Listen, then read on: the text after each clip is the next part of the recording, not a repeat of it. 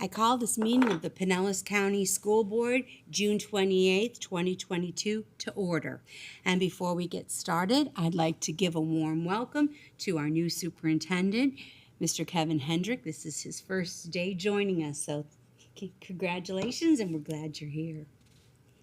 Okay, today's invocation will be given by Rabbi Joshua Lobel from Temple B'nai Israel in Clearwater. The invocation will be followed by the Pledge of Allegiance, led by Vice Chairman Lisa Kane, and the National Anthem. Please stand. Rabbi Lobel, would you please share your invocation with us? Thank you very much. What an honor and privilege it is to be with you all this morning. Shalom. Shalom, everybody. It is really, again, wonderful to be here. I bring blessings from Temple B'nai Israel, our community. Judaism places such an importance on education, really lifelong learning. It's actually a commandment in Judaism to study. But we especially put a focus on education of our children, of our students. And we learn in the Proverbs that we train a child when they are young so they learn where to go and they don't deviate from it in their old age. And so I really appreciate everyone being here who is working for the benefit of all of our students. So let us pray. Eloheinu v'Elohei avotenu v'imotenu, our God, our guardian, our guide, the God of our fathers and mothers, the guide of our tradition, bless all who are here working for the benefit of the community. We are here together in the spirit of partnership, collaboration, and fellowship as we seek to make a difference in the lives of our students. Bless all who are here to work for the teachers and the students, the families, the educators, the administrators, all who come to our schools to make that difference, to work with our kids, to help them create a wonderful future for themselves and for our community. Bless us with patience, with perseverance, with compassion, with empathy as we seek to perform our appointed tasks. Let our ears always be open to listening to the voices of those with whom we disagree so we can gain a fuller understanding of our issues. Let us never shirk from any challenges. Let us always remember that we are all here with good hearts and good spirits to work for that benefit, even when we disagree. Let us all move forward in our tasks this morning in peace. Together we say, Amen. Amen. To the flag of the United States of America and to the republic for which it stands, one nation, under God, indivisible, with liberty and justice for all. Oh, say, can you see by the dawn's early light what so proudly we hailed at the twilight's last gleaming, whose broad stripes and bright stars through the perilous fight o'er the ramparts we watched were so gallantly streaming, and the rocket's red glare, the bombs bursting in air, gave proof to the night that our flag was still there. Oh, say does that star-spangled banner yet wave o'er the land of the free and the home of the brave? Thank you. You may be seated. Now, I'd like to introduce today's video. Just because it's summer, it doesn't mean that the learning stops. Pinellas County offers a wide variety of summer programs and camps, including Ignite Art Camps, a 2-week experience for middle school band, chorus, dance, and theater students. Let's see how these creative students are making the most of their summer. This year at Ignite, we got to expand and we got to build off of our music programs and add on an additional theater and dance camp that are their own separate camps, and the kids are coming and they are fully immersed in their theater camp or they're fully immersed in their dance camp all day as compared to before when they were just coming and doing their musical theater elective for an hour a day or just a small part of the day. Now it's their whole day. Our theater campers have been putting on a production of Little Mermaid Jr., which is pretty amazing that they've only really had like 6 or 7 days to make that happen. And our dance campers, they're getting to do contemporary, hip hop, ballet. It's really great. The dance instructors are doing an awesome job of exposing them to all different types of dance. And it kind of gets me ready for next school year going into the dance program at Johns Hopkins Middle School. These kids come back every summer and they see their friends from last year, or they come to Ignite as a primarily band student and they feel safe here to try something new. It's very valuable. You learn, like, you meet a bunch of new friends and you collaborate with them. You may learn some things that you never thought you would. It just helps with the overall understanding of music in general. There were some hard times where I felt like that the songs were too hard, but after some practicing and the help with my amazing teachers, I got through it and I played really well. I think it was a great experience because it provided her an opportunity to learn more on her talent, but also to be around peers who had similar interests. It's been great. To see him up on stage like that and do the improv is something that I didn't think he could ever do. He really kind of blossomed over the last 2 weeks. We saw the confidence really boost.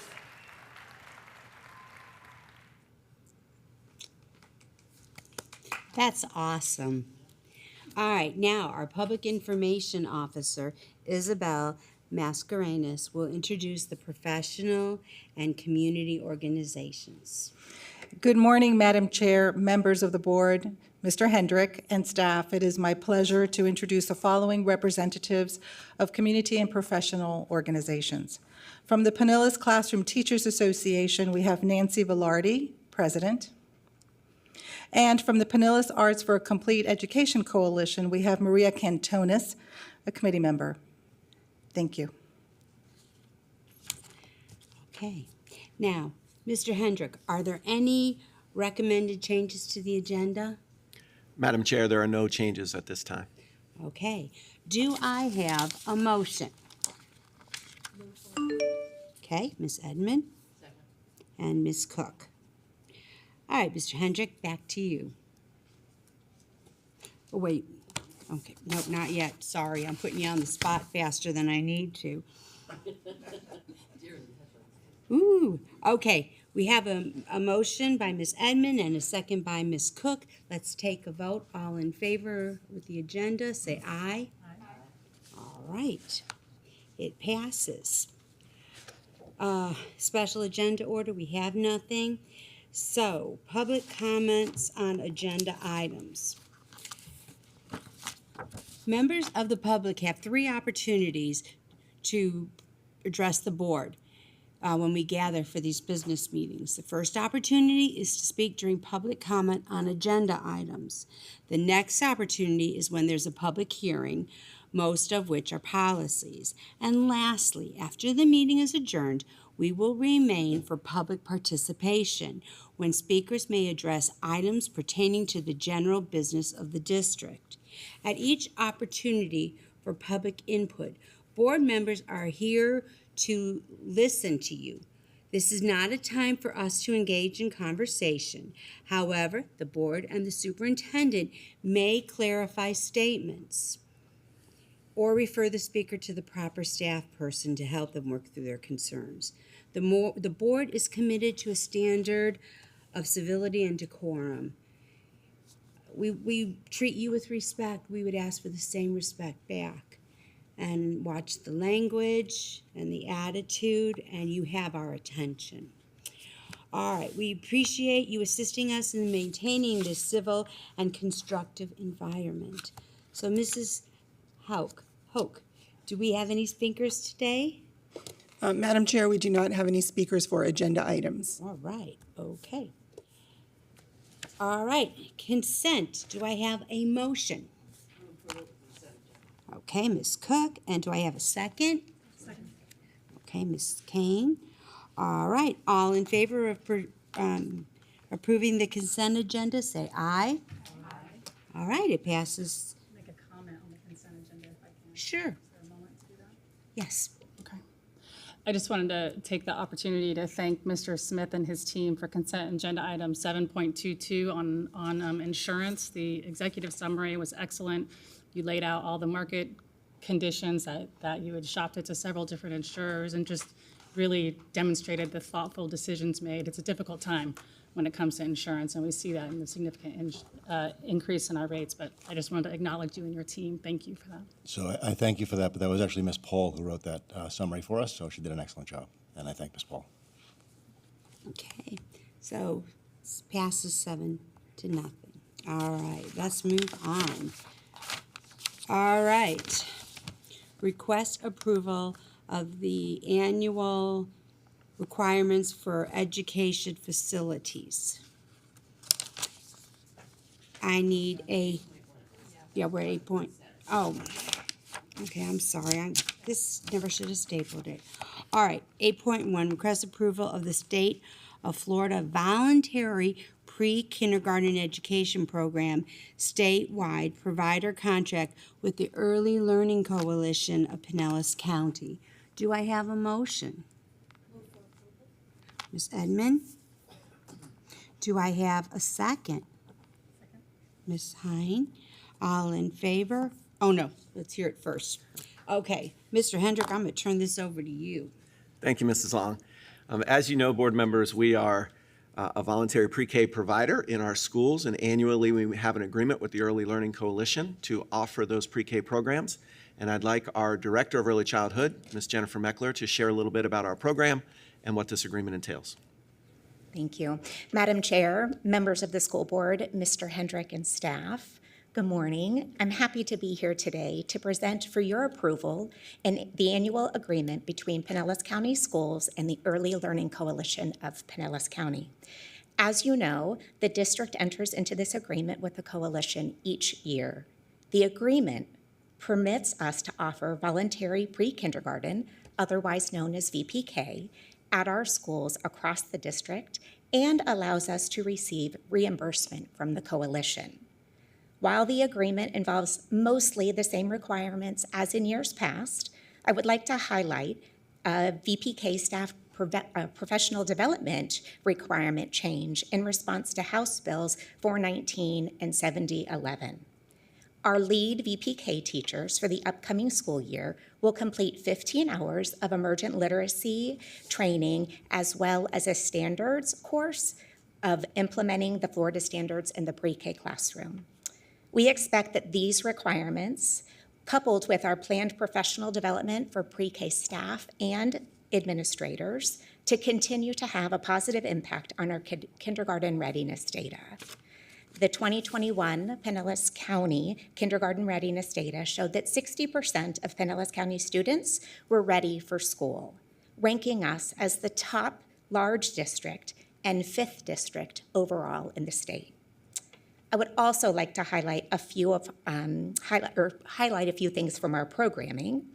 Next year, the district will continue to support 26 elementary schools, so VPK students at these sites can attend the full school day for free. The VPK funding from the Early Learning Coalition, also known as the VPK voucher, will support the students for the first half of the day, and the district will support the students for the second half of the day. This free full-day program will create an incredible opportunity for the students and families at 26 of our Title I elementary schools. The district will also continue to expand the VPK programming by adding an additional 16 new VPK classrooms across the district. As a district, we will grow from 156 classrooms this past school year to 172 for the upcoming school year. These additional classrooms will create approximately 300 new VPK seats, for our students to learn and grow with Pinellas County Schools. I'd like to thank the board and Mr. Hendrick for your steadfast support of early childhood programs and for investing in the education of our youngest learners. Okay, Dr. Carr? Thank you. I'd just like to make a comment to express how grateful we are for all the hard work that's gone into this partnership and the expansion of our pre-K programs. It's critical for us to have that positive start for our students as they enter, and we've seen it reflected in the data year over year that the students who enroll in pre-K programs in Pinellas County schools outperform other pre-K programs in terms of kindergarten readiness. And I'm grateful to you for looking out for the best interest of all students. Even if our students are not engaged and enrolled specifically in our pre-K programs, we offer professional development throughout the community for those individuals providing pre-K services, not just in our schools, but outside of our schools. And you should be commended for that because it goes above and beyond what is required, and it's an excellent opportunity for us to do what's right for all children. So thank you very much for that. And I'm so proud of us for making the decision to expand it to full day. And hopefully the data will demonstrate how critical it is to have full day pre-K for all students, and the state will consider funding full day pre-K. So, and lastly, for your advocacy within the community to ensure that our preschool, not just pre-K4, but pre-K2, for our 0 to 3, the partnerships and the advocacy you have been involved in, as well as Mr. Feeney, in advocating for that 0 to 3 funding level to be at a more appropriate level so that families do not have to wait to get childcare. So thank you for all your hard work. Ms. Edmond? I would like to echo similar sentiments as Dr. Carr. It is evident that Pinellas County Schools is prioritizing early childhood learning, and I've seen that from just the work that you've expressed today, as well as your involvement in the partnership with ELC, from going out into the community and having in-person registration and providing that one-on-one support to families, and intentionally planning on doing that throughout the summer so that people are aware of the options available through Pinellas County Schools, as well as eliminating the barrier that's placed when trying to obtain a voucher when you're not sure of how to work that system. So I think that is something to be very proud of, and I'm just really excited about the work that Pinellas County Schools continues to do and provide to all students under your leadership, as well as Mr. Feeney and your entire team. Thank you. Thank you. And I'd just like to say that this is so important. The younger we get kids in school and the younger we start seeing their abilities, we can diagnose other problems like dyslexia or speech problems. And this gives this child an ability and a way to try to overcome the disabilities. The younger we catch them, we will see the enrichment that we get in elementary, in middle school. I had so many students that were so far behind, and I think we're going to be catching those kids and moving them forward, which means that our graduation rate and the performance of our graduation rates is going to come up. So I thank you very much. Thank you. All right, shall we vote? All in favor of approving the request for the State of Florida Voluntary Pre-Kindergarten Education Program statewide, contracted with the Early Learning Coalition of Pinellas County. All in favor say aye. Aye. All right. It passes. Okay, thank you. All right. Items introduced by the superintendent. Mr. Hendrick. Thank you, Mrs. Long. Board members, our elementary school summer bridge programs continue this week and wrap up this Thursday. We've had over 10,000 students attend our elementary summer bridge programs, participating all summer for the last 4 weeks, including over 1,500 incoming kindergartners in our Rising K program and students who are experiencing kindergarten for the first time. Parents will receive a progress report at the end of the week, documenting how their student is doing on key standards that are important for the next school year. I want to also thank our museum partners who provided a museum pass for students who have been in regular attendance at Summer Bridge that they may use with their family in the month of July as part of our enrichment program. These museums include the Imagine Museum, Lipa Ratner Museum of Art, the James Museum, the Chihuly Collection presented by the Marine Arts Center, the Tampa Museum of Art, the Ringling Museum of Art, the Dunedin Fine Arts Center, and the Museum of Fine Arts in St. Petersburg. So our students and their families will be able to use that in the month of July. And we just saw our Ignite Arts video, which is one of our enrichment programs this summer, but the bulk of our programs launch in July, and that includes visual arts camps funded by a referendum, our STEM camps, Camp Invention, podcasting, writing, murals, a camp for National History Day preparation, and digital competitions. You can visit pcsb.org/summercamps to learn more. And in this same vein around Summer Bridge and our camps, I really want to thank our teachers and our support staff who have been working these programs this summer, giving up a portion of their summer so that our students are able to learn and grow over the course of the summer. At your table this morning, I placed a flyer that we now have up on our website around a new program that'll be launching next year called Read Across Pinellas. It's a tutoring program to help our youngest learners in kindergarten and first grade learn to read as they begin their school. Our tutors will work with students to meet their reading goals, and the program is funded through the Department of Education and a $2 million grant through one of the COVID Response and Relief Supplemental Appropriations Acts. We're looking to hire tutors this summer. There's no experience necessary. You just need to have a passion for young children and wanting to help them read. We will train folks in the community to do this work and pay them, and you can find out more information at pcsb.org/RAP, which stands for Read Across Pinellas. Today, as we sit here this morning, we have a group of teachers and district staff who are in Orlando presenting at the Model Schools Conference. We were one of 8 districts named as a model district by the International Center for Leadership and Education, and our staff is presenting on the successful PCS Connects one-to-one initiative and how the district has aligned those efforts to bring computers and technology to all students, expanding the learning day and accelerating curriculum. Our staff from schools and the district are also learning from these other model districts across the country and bringing back information this summer as we plan for next school year. I want to say congratulations and honor 2 of our schools that won awards from the Sandy Hook Promise.